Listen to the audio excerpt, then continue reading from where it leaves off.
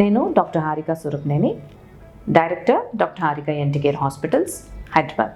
ఈరోజు మనం గురక ఎందుకు వస్తుంది అనే విషయం మీద మాట్లాడుకుందాం. అసలు గురక అంటే ఏంటి?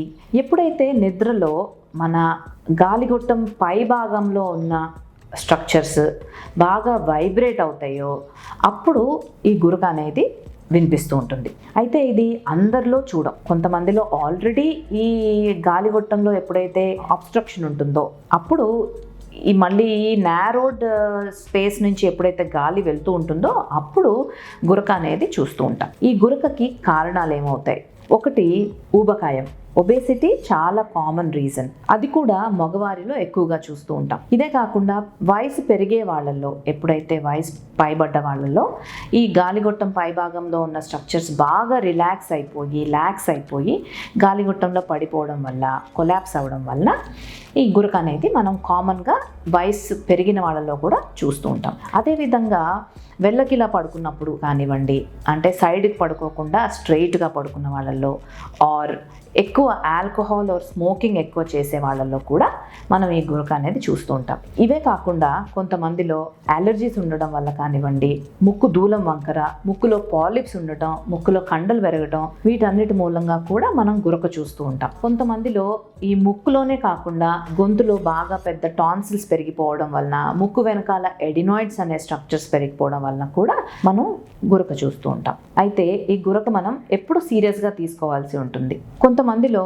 ఎప్పుడైతే బాగా అలసిపోయి ఉంటారో అప్పుడు గురక వస్తూ ఉంటుంది, ఆర్ ఎప్పుడన్నా ఆల్కహాల్ తీసుకున్నప్పుడు అప్పుడు ఎప్పుడైనా ఒకసారి వస్తూ ఉంటే కనుక అది సీరియస్గా తీసుకోవాల్సిన అవసరం లేదు. బట్ ఎప్పుడైతే ఎవ్రీ డే గురక ఉంటుందో, ప్రతిరోజు గురక పెడుతూ ఉంటారో వీళ్ళల్లో, ప్లస్ గురక చాలా పెద్దగా వస్తూ ఉంటుందో, అంటే ఈ రూమ్లో పడుకున్న వాళ్ళకి బయట వరకు వినిపించడం, పక్క రూమ్ వరకు వినిపించడం, ఇల్లంతా వినిపించడం, ఇంత పెద్దగా గురక ఎప్పుడైతే పెడుతూ ఉంటారో వీళ్ళల్లో కూడా మనం ఇది సీరియస్గా తీసుకోవాల్సి ఉంటుంది. ఇవే కాకుండా కొంతమందికి రాత్రిపూట సడన్గా గురక పెడుతూ మధ్యలో సడన్గా బ్రీతింగ్ ఆగిపోతుంది. మోర్ దాన్ 10 seconds ఎప్పుడైతే బ్రీతింగ్ ఆగిపోతుందో దీన్ని యాప్నియా అని అంటాం. ఎప్పుడైతే ఈ యాప్నిక్ స్పెల్స్ మనం చూస్తామో అప్పుడు కూడా ఈ గురకని కొంచెం మనం సీరియస్గా తీసుకోవాల్సి ఉంటుంది.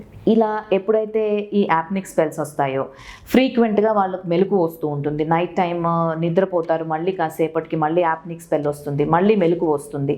ఇలా ఫ్రాగ్మెంటెడ్ స్లీప్, అంటే మధ్య మధ్యలో మెలకు వస్తూ ఉండటం వలన డే టైం కూడా వాళ్ళకి నిద్ర సరిపోక డే టైం కూడా వాళ్ళకి మళ్ళీ నిద్ర ఎక్కువ రావడం, దాంతో అలర్ట్నెస్ తగ్గిపోవడం. ఈ అలర్ట్నెస్ తగ్గిపోవడం వల్ల ఎవరైతే కొన్నిసార్లు డ్రైవింగ్ చేస్తూ ఉంటారో వాళ్ళకి యాక్సిడెంట్స్ కావడం కూడా చూస్తూ ఉంటాం మనం. సో ఇలాంటి సిచ్యువేషన్స్లో మనం ఈ గురకని అబ్స్ట్రక్టివ్ స్లీప్ యాప్నియా అని అంటాం. అండ్ ఈ సిచ్యువేషన్ మనం సీరియస్గా తీసుకోవాల్సిన అవసరం ఎంతైనా ఉంది.